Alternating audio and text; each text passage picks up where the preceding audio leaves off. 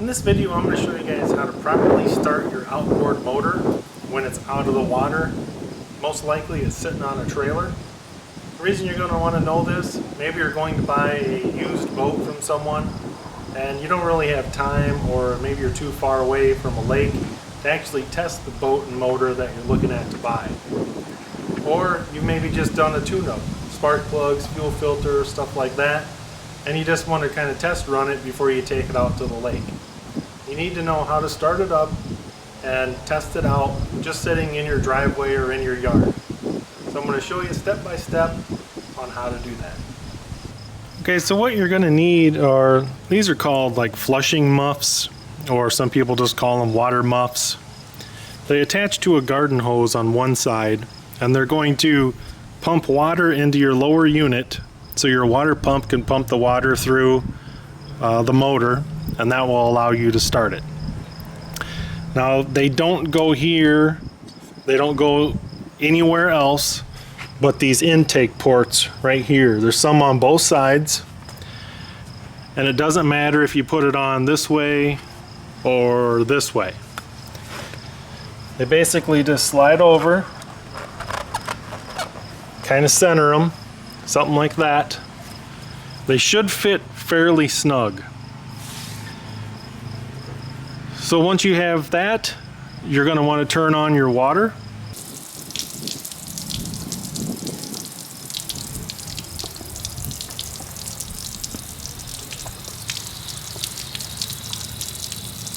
Then you're going to squeeze your primer bulb until it gets pretty solid, which is usually 3 to 4 squeezes.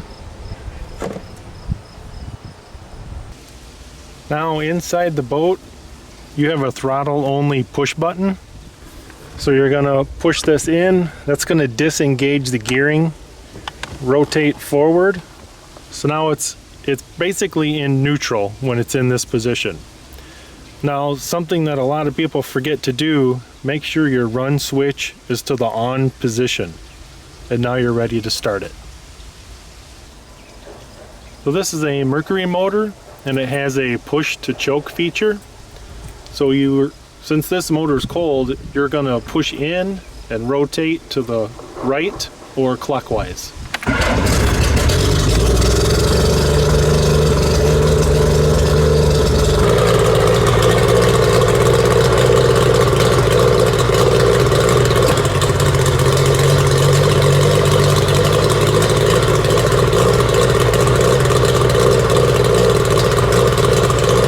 There's two things I want to emphasize when running your boat motor like this. Number one, don't leave these muffs unattended because they will slip off. Especially if you put it in gear just to kind of hear the lower unit, see if there's any noise in it.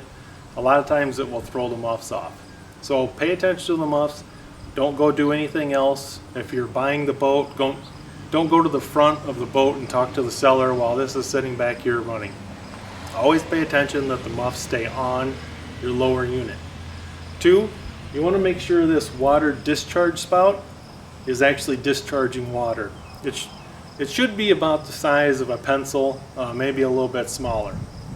Now, once you turn the water onto the muffs, you start the motor, it might take 5 seconds to start discharging water out of that.